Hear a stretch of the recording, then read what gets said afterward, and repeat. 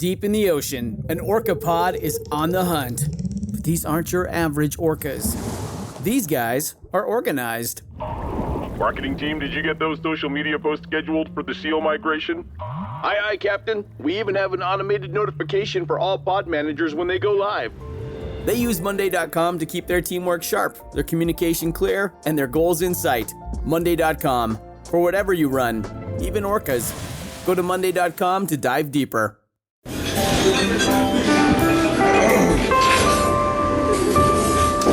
Well, I don't see the point in waiting any longer. So let's bring her out. The star attraction, the one you came to see. Ladies and gentlemen, the one, the only, Miss Judy Gold.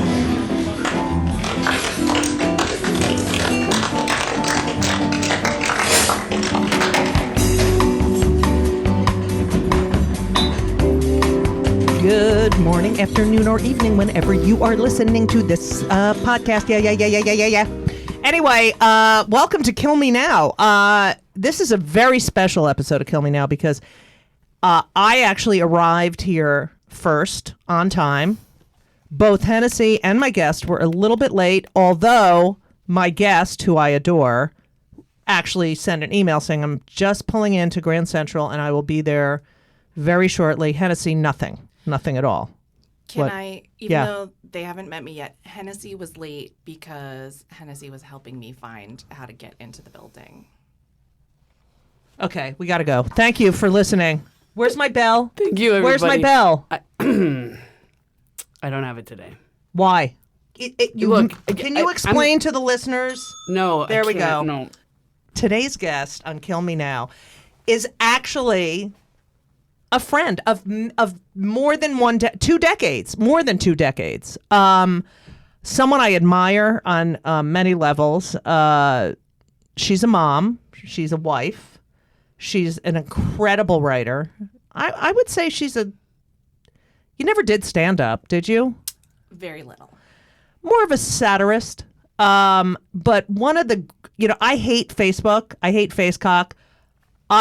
She's the only person whose posts I will read to the end. I'm not kidding. I can't take my fucking cat died and it was, 12 years, heaven, rainbow, fucking bridge bullshit. I can't listen to that, But her posts are very thoughtful. She's an author, published author. She's an executive producer. She makes very big stars funny. She's an all-around incredible gal. Ladies and gentlemen, Caissie St is here! Yay. Woo! Thank you for having me. Cassie, I call her Cassie because of the way she spells her name. It's Caissie because it's really annoying. Follow her on Twitter at Caissie. CAI. I'm putting you on voice probation very early. Okay. All right. Thank you. Anyway. You got it. It's at Caissie St. Just right? at Casey. Oh, that's what I meant. Whatever. Anyway, so Caissie and I have a long history. Caissie and I worked together at the Rosie O'Donnell Show. Oh, yeah. And then again at a weird job that I just said to Caissie, we'll talk about it in a little while. I said, remember that job we had? I have no memory of it. I have like the weirdest memories of going in, not knowing what to do, then helping with the editing, and like not knowing what time to even be there. Like the weird. Describing it perfectly. Really? Yeah. Okay. That was and the we show. shared an office, and I had a lot of farting. Like I have a bad farting problem. A lot of candles. We had a lot of candles, yeah. But we laughed. And Caissie's like a helper, too. Like, if you don't know what the fuck's going on, she's always like, she can figure shit out. But anyway, so Caissie St, as I call her, was born in Massachusetts. What town were you born in? I was actually born on the West Coast. Oh, fuck me. Vandenberg Air Force Base. My dad was in the service. Really? Mm-hmm. But my parents had met in Massachusetts, in the town that I grew up in. I went to the same college that my parents met at Fitchburg State College. Oh, right. So, but where'd you grow up? Fitchburg, Massachusetts. Oh, it is Fitchburg. Yeah. So did your father travel when you were growing up? Yeah, I mean, I have like a memory kind of meeting him. I was born, and I guess he was there for my birth, but then he was like restationed in Thailand, I believe. So I have a memory of picking him up at the airport and being like, How old were you? 2 or 3, maybe. Wow, that's good that you had that memory. Yeah, because they didn't have FaceTime then. Yeah, Or Skype. So, You have no exactly. fucking idea. So I'd only seen like a Letters. photograph, and yeah, he was not bearded like he was in the photograph. So I remember being like, "What?" And he brought me like peanuts and a little stuffed dog. That's nice. Yeah. Wait, do you have any siblings? No. Yeah, because how's your mother going to have a sibling when... I mean, how's your mother going to have a kid when he's in Thailand? Unless she has it with the milkman. So... I could have siblings in Thailand. Yeah, that's true. Did you... Oh, you should do DNA, like 23andMe. Yeah, I do. Yeah, we have a little family experience with... You do? Yeah. What? We had Eli, my older son. We gave it to him for a gift because he always likes a thing like that. So he did it. And he was connected with like somebody who would be a first cousin to me. Right. And I wasn't familiar with the name or whatever.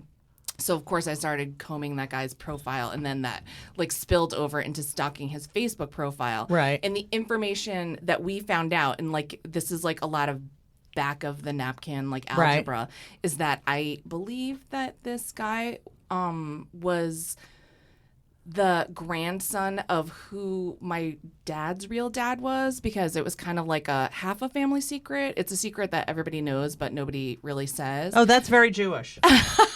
Okay. That my dad was adopted by his dad, and so all his siblings knew, and I think they've all told me at different points. Anywho, so so we did 23andMe, and through my son's DNA found this guy that was like a direct link to my dad's real dad, and my dad, who has passed away, has like 5 living half siblings. So anyway, I was so excited and sent a message, had my son send a message to this guy that I like leaned over my son's shoulder and told him what to say, blah, blah, blah. And I was very excited, and he didn't respond, but also like they all took down all their social media. Oh, fuck them. I hate them. I was like, I don't want any organs or money. I just want to say, hey. And they don't even know how cool you are. What are you going to do? I mean, listen. Like, if they knew who you were, they would be like, oh my God, I can't believe it. Fuck them. Maybe. I mean, listen, if someone like knocked on my door and was like, hey, I'm your... But you didn't knock on their door. No, I didn't. I did it, and I get a lot of requests. Oh, I bet. And like, but there's one person who shares a lot of DNA with me who's anonymous. And I like really want to know who the fuck it is. How do you even stand it? I'm just like, I can't get a hold. It's like, no, this person's anonymous. Damn. If you're it's not listening. a lot. It's like 4% or so. It's definitely so like a probably, first cousin or second. Yeah. You just want to know. Yeah. That's it. I would have even respected if these people wrote back and were like, hey, we're glad you exist. We don't ever want to know you, but take it easy. Right. Something like that. But also I can understand that, sometimes people will like crawl out a bathroom window on a date, so. Fuck them. So, what's the experience of an only child? I mean, I have a lot of friends with only children because I'm a lesbo. Oh, I'm sorry. I didn't know if you knew that. Are you comfortable with that? Yeah. No. So, all right. So, I'll get used to it. We tolerate it. So, you are growing. You had a house, I'm assuming, or apartment? Yeah, we lived in a house. All right. Yeah. And you're in like a farm town, kind of. Okay, and it's you and your parents. Did your father not travel then? No, yeah, my parents both worked. Oh, it's Henry. So we always take calls from Henry. Okay. Not Ben, though. Henry, you're on the air. Yeah, you're on the air. All right. Do you know how many are on the books for tonight? Because I want to make money too. So if there's not a lot, I'm going to get a lot. Henry, you're annoying. Okay. Caissie's here. Caissie St. Say hi. Hi. Oh my gosh. She knew you when you were like a little baby boy. Little baby Henry. And then Hennessy, who's really annoying. What's up, Bubba? What's up? Yeah, there's going to be people. You're annoying. Okay. All right. I'm gonna text them to confirm that. Okay, that you're annoying. There's 2 shows. You better be there. And the other thing is, did you finish your homework last night? Me? Yeah. No. Yeah. Well, I'll tell you what happened. So once you click on if you're taking the test online for the thing, once you click on it, you can't exit out. You have to take it right then, or else that's your one attempt, even though you didn't touch it, right? Yeah. So I did that for that test, and it locked me out of it, so I couldn't even take it. And I didn't know that because it's the second week in the class. But I finished all my other work. Like, I had 3 more questions to go by 12, and that's when the other thing was due. So it's a good thing because now I'm going to email the teacher and tell him that that's what happened. I didn't even touch the quiz, and don't give me a 0. Okay, please complete it today. But I wouldn't have been able to do it yesterday. Yeah, he should give it to you because that's not fair. All right, that's great, Hen. I'm recording. All right, well, you asked me. I don't care. No, right, that's not nice. I said that was good. I'm interested. No, you said I'm recording. Oh, I know, but I'm saying I'm recording now. All right, love you. All right, bye. Bye. So big. I know he's taking, he's supposed to have graduated college, but he has 1 more semester and he has to take 2 classes this summer. And the reason he was asking how many people are going to be at my show tonight is because I'm recording an album this evening and he works as a waiter at the comedy club and he wants to make fucking money, but it's all about him. Okay, so. What time is it? 7 and 9. I want to go. All right, you can come. All right. You can come. I'll be at work. Oh, yeah. All right. So Caissie, so you're living in a house and a farm. Your father's not traveling. No, yeah, they were both working locally. My mom was a teacher, and my dad worked in a Ford parts factory. Okay. And what is it like to be an only child? It's you go home and it's just you and your parents. Yes. What is that like? No sibling rivalry, no. And how bad is it when one of your parents dies? We also lived with my grandmother. Oh, all right. So she was kind of like a nana who was a right. nanny. Whose mother was that? That was my mom's mother. Did you love her? She was tough. She was a tough lady. I did love her. Right. And as an adult, I realized everyone's lives were so fucked up. Right. That's why they were tough people. Right. So yeah, she had a lot of bad things I feel like happened to her in her life. So sometimes she could be really tough and tough how? Very quick to snap at you, very, very harsh, deep, harsh criticism. Oh, wait, that's a Jew bell. Go ahead. But also, she was an artist, and so she really loved that I loved art. So she really paid a lot of special attention to that kind of thing. And what kind of artist was she? She was a beautiful painter, and she was just any type of handicraft. She was very good at leather tooling and all those kinds of that's things. cool. Yeah, she's just really creative. She could do anything. Yeah. And so were there drugs and alcohol in the house? Yeah. My dad struggled with that kind of stuff. I think throughout my life, throughout his life. Right. Yeah. So a lot of that, and that brought a lot of tension into the house. What? Parents, yeah.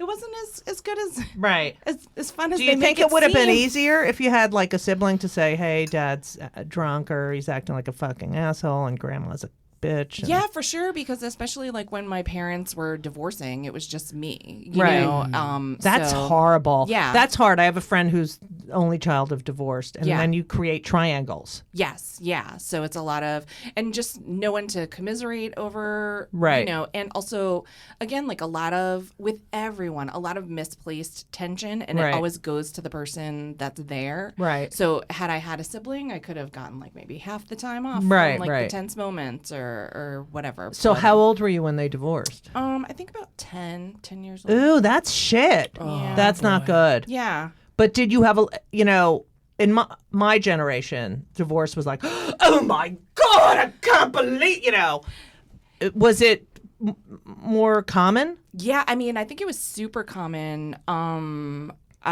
This sort of all ties in together. I'll try to say it quickly. There's this this writer who I really admire, this guy Touré, and he's a huge Prince fan. I'm a huge Prince fan. Yes, you are. And he talks about 1984 being this really amazing artistic year in America where artists were doing just so much more, and people wonder what to chalk that up to. And I think obviously George Orwell's book 1984 gave everyone like sort of like a ticking clock to do, subconsciously to do the things they wanted to do. But also Touré, in this book that he wrote about Prince, really talks about how we were all kind of children of divorce and latchkey kids, and so that we were paying so much more attention to pop culture because pop culture was raising us in a way that it hadn't been in the past. And it ties into my life personally because my dad was the kind of dad to constantly blow it on Visitation. And so when Purple Rain came out, the movie Purple Rain, when it was at the theater was one of the times when he did not fail to pick me up. He actually made it. And when that happened, it was great because you knew that because of all the like guilt from the other missed visits, he was going to let us do whatever. He was going to take whatever money he had in his pocket and let us do whatever. And I said, I want to go see this movie, Purple Rain, which I was not old enough to see. And probably maybe my mom wouldn't have taken me. I guess maybe that's why I hadn't gone yet. And my dad was like, absolutely, let's go. And, I had no idea how much I would want to like unzip my skin and sitting next to my father and like get the fuck out of there. But for the most part, like I loved it. And my dad was a huge rock and roll fan, and I really was curious how he would react. He was a huge Beatles fan. Yeah, me too.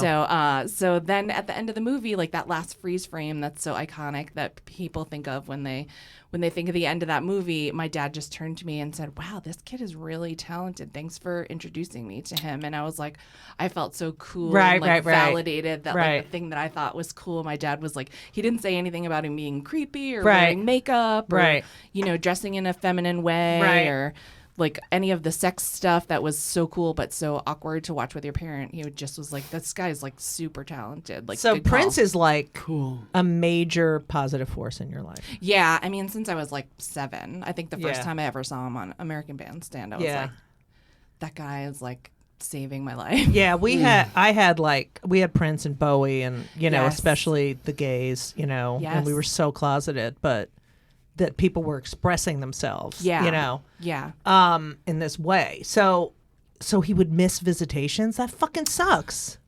It's like he was okay. So when he was no longer working at the car parts factory, he became an EMT and an ambulance driver in town, and that's that's sort of like an on-call job where you have to go when there's a call. But I also think like if you're stepping out on your family, if you have a drug problem, if you have a drinking problem, if you're not necessarily grown up, a couple of things happen. It becomes really easy to like stretch a call out into like a social call after you brought a grandma to the emergency room, but also it just becomes really super easy to lie and it's not verifiable to like, so I think that now it is, but then it wasn't. Yes. Yeah, that's what I miss. I miss not being able to lie.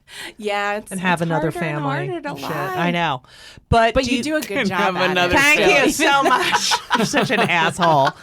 Do you think like fuck you. Do you think his irresponsibility has helped you be a better parent? I mean, I think that, yeah, I think so. I don't know if my kids understand that, like, they're not really, and it wasn't just my dad. Let's not just blame my dad. There was a whole lot of nuttiness in my whole family from every corner. So I think that my kids might not realize how many things I've sort of like made a judgment call and like cut out of their lives. Like we're just not going to have this kind of craziness. Like it's going to be minimum contact with this kind of person. And Is that why you haven't called me in a few? No, because you're busy. Yeah. You're always busy. So stuff like that, I think, and like just making sure that they feel like they can be honest and I don't harbor any illusions that they are constantly honest because all kids are like liars. Full of shit, yeah. Yeah. But just that they can be honest when they really need to be. And Right. that if they get in trouble, I'm there, I'm on their team. Right. Basically. This episode is brought to you by Progressive Insurance. Do you ever think about switching insurance companies to see if you could save some cash? Progressive makes it easy to see if you could save when you bundle your home and auto policies. Try it at progressive.com. Progressive Casualty Insurance Company and Affiliates. Potential savings will vary. Not available in all states. I mean, I feel like you used all this negativity in a positive way. I hope so. Don't you think? I hope so. I think you're one of the people I think of who can really take care of herself. Yeah. Because some people go the complete opposite way where they're like, they have no life skills. Yeah. But I think you have you're a survivor. Yeah, for sure. And I'm really lucky because I've been married for a really long time, and my husband He's so cute. He's so cute, and he really is like a true partner. Right. Like, it's so funny to me. It was always funny to me when the kids were little, Right. and he was just so involved, so hands Right. on, and So great. other moms would just be like, how do I know. I get that? Hi, I want that. It's like all the moms that are like, Judy, I'm a lesbian. I'm like, no, you're not. Okay? You just hate your fucking husband. You're not a lesbian. Exactly. So just a lot of that. And I've been super, super lucky that he was way more involved than most dads. Right. And he's such a nice guy. such a nice guy. And supporty. So supporty, so talented. Yeah. He's amazing. He's a writer. He's really good. Okay. Were you popular in high school? I was... Like, who'd you hang out with? I mean, I guess kind of. I sort of hung out with everybody. I was involved in theater. Mm-hmm. I was a cheerleader. Okay, bye. But it was a small school, so How many kids in your class? Oh my gosh, I don't even know. Somebody correct me if I'm wrong, but I feel like maybe 200 to 300. Oh, all right. That's Yeah. like me too. Yeah, pretty small school, and everybody kind of did everything, So like the class president. Like, was there bullying? You know what? They're not as badly as I feel like there Wow. is now. Not as badly. I feel like there was, I don't know if it was like a statewide initiative or like a school-sponsored initiative when I went to Fitchburg High School, but everybody had these T-shirts that said PPP, that stood for positive peer pressure. And it kind of worked. It was weird. That's unbelievable. Because I got called Bigfoot and Sasquatch every fucking day. I bet you did. And it was horrible. Here's the thing. I bet some people were being really horribly abused, but for the most part, But you weren't an abuser, and you weren't aware of No. Like, because I have people who will come to my shows who I went to high school with, which I blocked out a bunch. The ones I haven't blocked out are the ones that call me Bigfoot and Sasquatch every day. Yeah, of course. But other people saying, because I have a joke about it now in my act, and they're like, oh yeah, I told her, some woman said, my husband told me on the way to the gig, it was in Florida, how you used to get picked on all the time in high school, and then you did that joke, and it was like exactly what he had said to me. Ugh. And it made me want to throw up. Every time I still hear Bigfoot and Sasquatch, it still stings. Like, even if it's someone's like, oh, they saw Sasquatch and then I'm like, it's like, I can't. It's just horrible. Yeah, I'm sure you start to relive the worst moment of, the humiliation. That's why I do what I do. Has anyone said I'm sorry ever? Someone came to one of my shows and asked me if they were mean to me. And I said, you weren't. All your friends were, and you ignored me. She said, I'm sorry if I said any, But that's it. That's kind of, yeah. I mean, I often wonder how far a sorry would go now. Right. It's just, and then sometimes I feel when you talk, bullies act like I don't remember that. It's like, fuck you. Right. Right. That's even more insulting. Yeah. And P.S. I'm telling you right now, so you don't even need to remember. Right. I'm reminding you. Right. But also, there's a lot of how much they must fucking bully people. Like, they're like, I had so much bullying on my agenda, I can barely. It's all a blur. And then now, thank God, I could go in my house.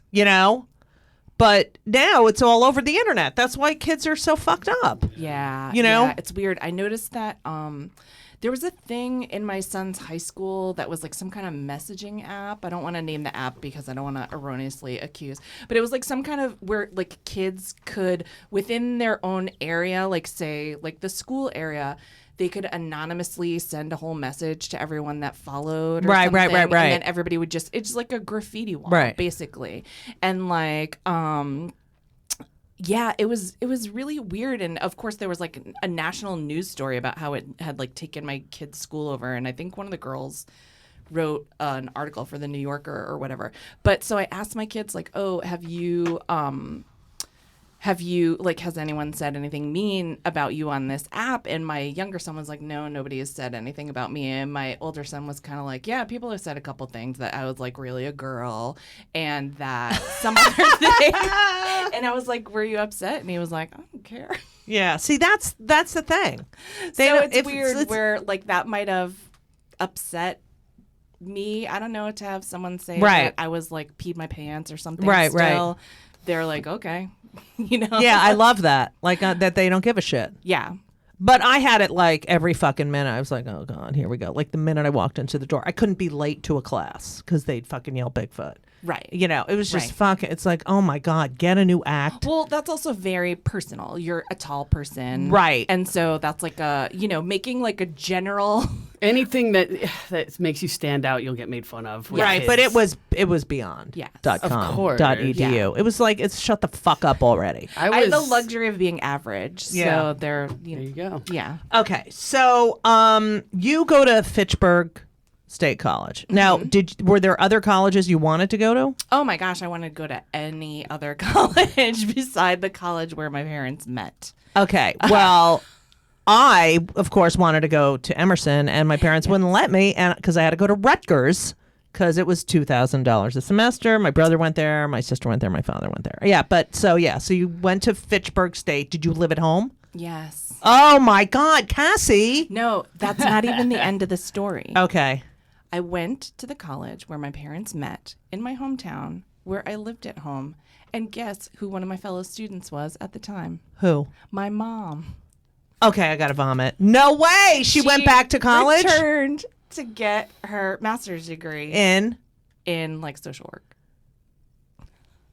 Oh God! So you're both like, Mom, let's go to school. I have a class. Wait, did you go together? You like didn't spitballs at each other.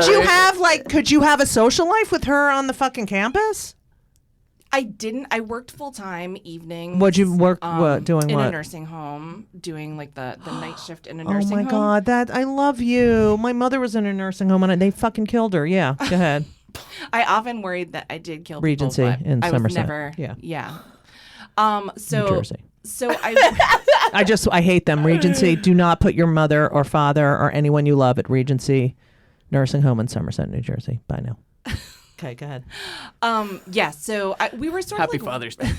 Yeah. We were sort of roommates at that point, you know, we're living in the same house. But, Right. But yeah, just like ships passing the night. And I would run into her sometimes on campus. Oh, what'd you say? Like, Just would you be with your really- friends like, hi, Mom? High five, Mom. I remember running into her in the library and I was like hanging out with some guy from one of my classes, but I had also told her that I had started dating a guy. So I remember her being like, is that your boyfriend? Oh, God. And me Oh, being like, my God. but it wasn't my boyfriend, but you know, cut to. Yeah, that's what happened. But everyone was probably like, oh, my God, that's so cool, Caissie. People, I mean, they called you Caissie, but yeah. People always think something like that is cool. Yeah. Until you think about it for 2 minutes and you're like, not that cool. But to my mom's credit, she really didn't like. I mean, besides picking the same college, which was very convenient because that's where we lived, and I probably should have gone to a farther away college. Right. But this was probably very inexpensive. It was super inexpensive. I could live at home, and I was putting myself through school. So 20 years old, you're in college, you're dating Matt. Yes. Debenham, who is your current husband. Future ex-husband.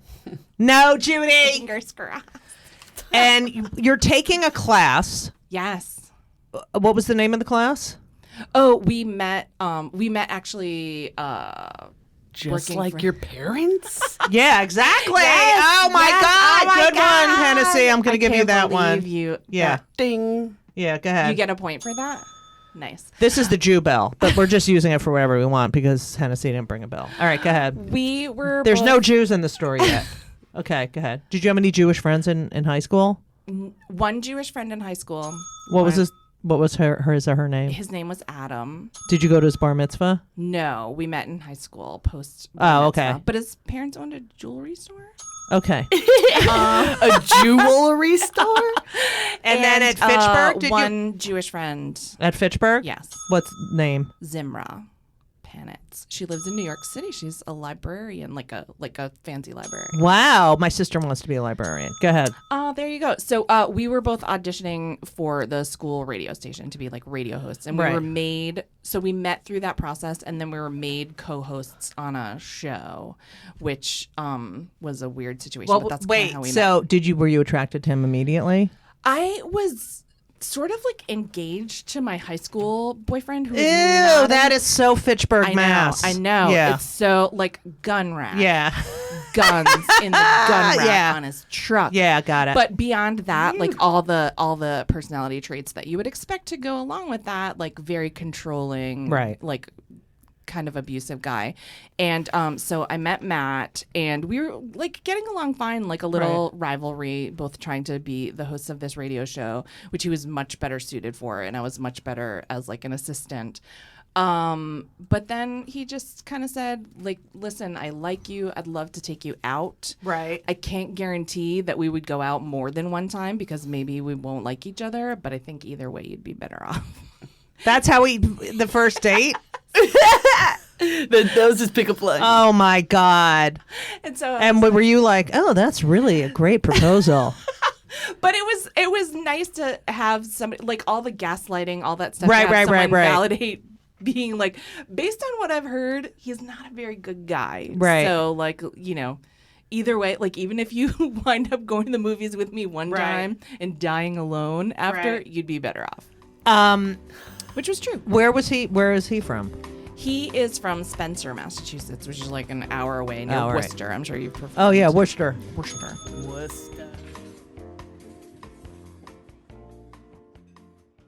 This week's episode of It's Judy Show with Judy Gold is sponsored by BetterHelp.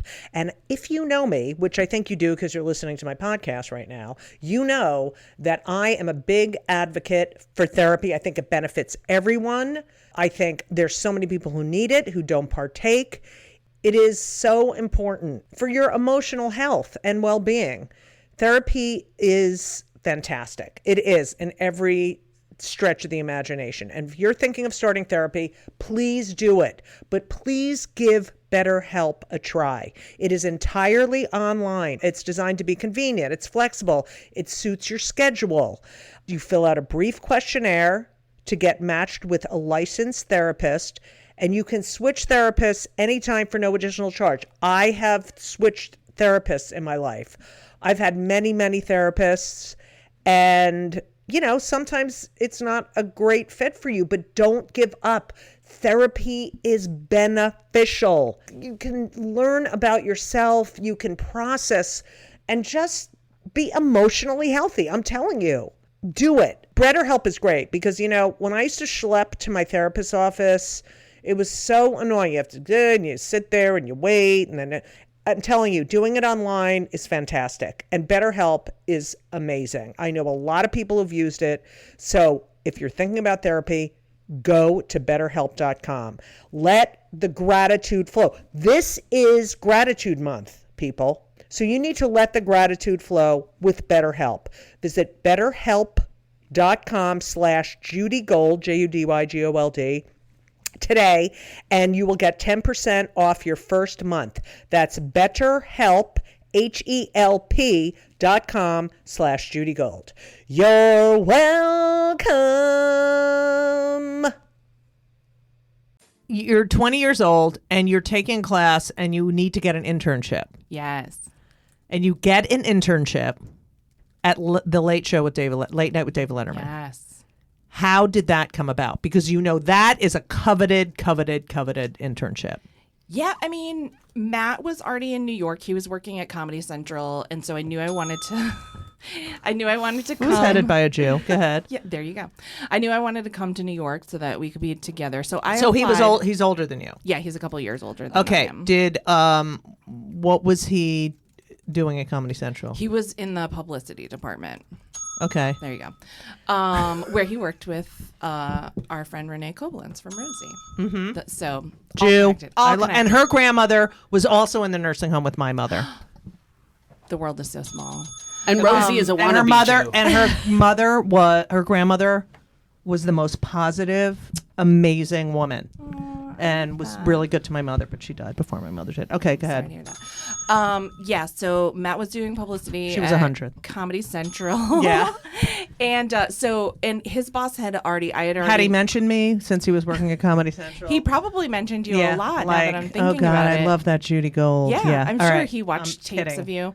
So I had already met his boss through him, and she had said, "Oh, I'll give you an internship here Right. if you don't get any other internship."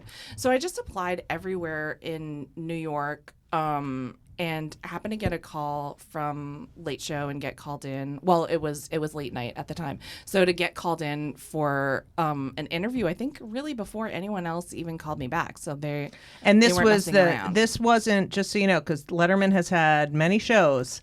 This was the 11:30 show on Yes. NBC, Yeah. not the 12:30 show on 12:35 show. Yes, this is exactly. Well, just to put it in time and space, I got the internship after like a really weird day of interviews, and I got the internship thinking I wasn't gonna get it at all for a few reasons. The one is the stick shift. Yeah, I couldn't. The one thing, first of all, I interviewed with the writers for like an hour. Like that's what I wanted to be, the writer's Right. intern. And then the internship director came and found me, and she was like, "Why are you sitting here talking to these guys?" And I was like, "Because I want to be their intern." She was like, "They already picked their interns like 2 weeks ago." Oh, fuck And I them. was like, "They're just socializing," and she was like, "Oh." So, Okay, who was the intern head?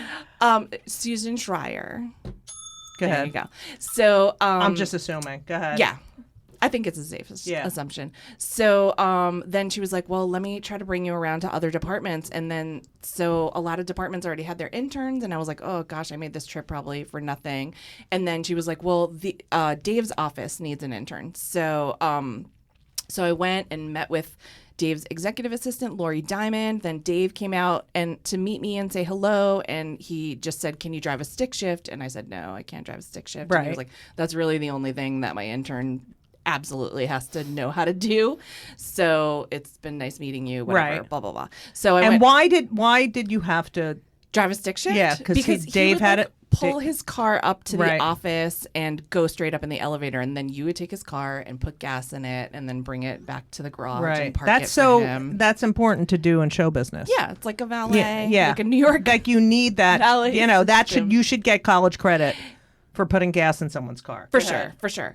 So, so anyway, I just expected never to hear back, and but then they called me back and offered me the internship in Dave's office, and which I thought was weird because I couldn't do the one thing that he said you needed to do. Right. So I came. But you had talked to him. You met him. Yeah, I had talked to him, said hello, and that was cool to have. Were you met in him. there by yourself? Because that won't happen anymore. No, yeah, I was not in there by myself, but also, yeah. Okay. I was with him many times myself. Right. And I always safe. Right. But yeah, so eventually I got up the courage to be like, hey, by the way, thanks for picking me. I don't know why you guys picked me. I can't do the one thing. And he was like, listen, you went to a weird state school like I did. Your name is weird. He was like, He felt for you. Yeah. Like he was like, I think I saw your like resume was like getting put in the turn down pile, and I was just like, she's gonna need a little help. So Oh, I love him. yeah. So and then he said, Even though he never had me on the show. I'm sorry about But I just think I'm not his type of comic. maybe. You know, because I'm more like, hey, how's everyone doing? You know. Yeah. And he liked like Margaret Smith, brilliant. You know, Yeah. Wendy Liebman. You know. Yeah. He's a He's a creature of habit for sure. right, but So- I just it's okay. Yeah. I did the Tonight Show with Jay Leno. Move your foot, please. So- God damn it, I have longer legs than you. Go. So oh jeez. Ow! What the fuck? That was karma. Hold on, please. Hold on. The Something fucking very bad has happened. just fucking a sound thing just fell off the wall. I said, Hennessy, move your foot. and I was a little cunty about it. And then God. And then all of a sudden, you know those soundboard things that they put on the wall fell off and hit my fucking big barrette I have on the back of my head. Oh no. All right. Are you okay, buddy? Okay. I'm all right, thanks. All right. Yeah, so that's it pretty much. So you get this job. Yeah. And okay. So here you are. You're a young woman in this fucking Shut up! That's Judy's phone, by the way. Can I can't turn it off. Just turn the volume off. No, because then I don't get the bell. Oh. Let me just tell Ainsley, I'll put you down for 4. Don't worry about it. Okay? Stop. She's a fucking... she must have a patient soon. Shut the fuck up. Okay. You know what's interesting? This is a kill me now moment. That I am a performer, and you probably get this all the time, where I invite people to shows or I tell them where I'm performing, and then they're like, how do I get tickets? And what, do I have to go online and get... It's like, how do you get tickets for all the other fucking shows that you don't know the performer? May I have a... And that whole fucking, like, wait, just one second. Yeah. And that, like, sort of manipulative, I really want to comp, you know what I mean? Do I have to pay? How much? Yes! Yes. Okay, Yes. sorry, go ahead. That's what I was going to say. That's what it is. That they all try to get comps. And it's like, you know what? Just ask. If you're a fucking doctor, right? And I go to your office, and no matter how fucking close I am to you, you're not getting a free fucking doctor's visit. Right. I just ask. If I have anything, don't one friend who beat around the bush. is a performer, and I super appreciate that he will always say, do you want tickets to this? Like, he'll say, Right. I'm going to be in town doing this show. Do you want tickets? Like, right off the bat, and no pressure to go. But if you want tickets, great. But if he doesn't, but I know him, and so I know if he doesn't say, do you want tickets to this, then... A lot of people don't understand that when you work at a venue, oftentimes they don't allow free tickets at all. So if someone asks for a free ticket, the performer is actually paying for the ticket. So like, I can't tell you how many agents and publicists, people in the business who my agents have been like, they want to come and they take that out of your fucking salary. So if I offer comps, like tonight, will air in 2 weeks, but tonight I'm recording an album, and I wrote, if you need a comp because you're fucking poor, I'll give you a comp. Right. But no one makes money, and the venue, they don't allow it. And if even like when you're in a Broadway show, you do not get any fucking comps. Right. That's true. Right. All right. Anyway, comps. Go ahead. Okay. So go ahead. So I have this job, and But so you're young and you're a woman, and look, I remember working, and there's a bit of imposter like paranoia. Like, am I worthy? Imposter syndrome? Yeah, imposter syndrome. oh yeah, for sure. Like, oh my, because you're 20-year-old, especially you're coming to Right. New York City, and like some of these kids come from amazing families, like Lena Dunham, and yeah, so like I remember, like, I knew this girl who was like the heiress to like an ice cream fortune, and a bagel fortune, and and they're all doing amazing things too. They're all really smart, but I went to this small but they had a school. head start. Yeah, exactly. Yeah. So I was basically like feral. So in a lot of ways, I think it was great. It was an advantage for me because I knew how to work really hard. I'd just come from like changing people's diapers, to put myself through changing like adult diapers to put myself through college. So I'm no stranger to hard work, no stranger to doing things that probably other people wouldn't find super fun. Right. But also like there was just so much that I didn't know. Like one thing, people always ask me like, what's something interesting about Dave? And I'm like, it's not really interesting about Dave. It's more about me. He, for whatever people want to say about him, he had manners. He's very old school about having manners and being, and being gracious. Right. And He loved his mother. Exactly. I had no manners, really, I guess, because Right. I just didn't grow up in Right. in that time. And again, sort of like divorced single mom. Right. So there were so many things that I thought were like weird, quirky behaviors that he had that like come to find out are just like manners that people Right, do. And I was right. like, why is he so weird? Right. But So like, one of them was, and it's something I still do, is write letters. yes. So Yes. I actually just wrote a thank you note. I have stationery. I write letters too, but I grew up like that. Yeah. And and everyone makes fun of me. Yeah. But a lot of people, when I write them a letter, call me to thank me for handwriting a letter. Of Because there's course. something about, going in your mailbox and someone taking the time to, I hate that. I hate invitations that are on the fucking email. Yes. And fuck there's not enough paper. Right. Okay. There's enough paper for you to write someone a fucking letter. Okay. So you used to, one of your duties, DOODIES, duties, was to write, because he would write to everybody. and he would say, please come on. He would invite them to be on the show or thank them for being on the show. Yeah. Or thanks for anything. Right. Just anyone. So I read this, that you would create these letters and you had to be funny. Mm-hmm. And he would fix them. And that is how you learned how to write a joke. Yeah, yeah. When I first started doing the letters, which would be really a lot, like a big stack of letters every day I had to get completed and go through that editing. What time would you get the letters? Oh my gosh. I'd be working on it all day and then Right. bring them into him at the end of the night when he had like little else to distract him so that he But could read through if he had a them. shitty show or felt he had a shitty show, was it a shitty letter writing? I evening? guess sometimes. I Yeah. think when he felt the show went badly, Yeah. it would affect everything. Right, of course. Just like even food doesn't taste good. Right, after right. That, so I can imagine. So yeah, we all know how that feels. So like maybe it'd be like, this is not a good time. Like Right. if we can put it off till tomorrow or Right. whatever.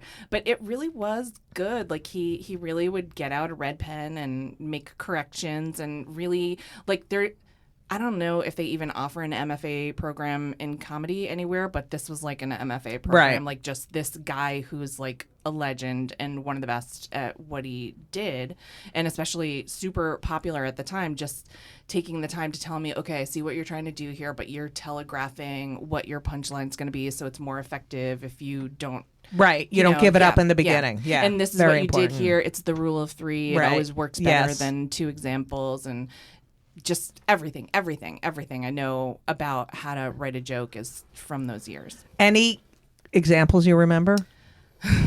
There was one really bad one that I've told this story before, and I don't want to incriminate anyone that doesn't want to be incriminated. Oscar nominations were coming out, and the talent department had asked him to write letters to people, inviting them to be on the show, people that we thought were going to be nominated for Oscars.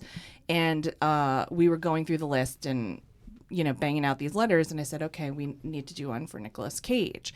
And he said, you know what? I don't want to. I've asked that guy a million times. He's like, never wants to come on the show, and it feels bad. I don't want to pressure him. And I don't want to feel bad having him come with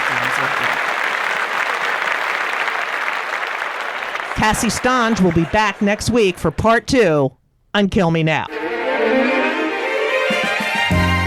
And everything was wonderful. I'll see you soon. Thank you for the visit.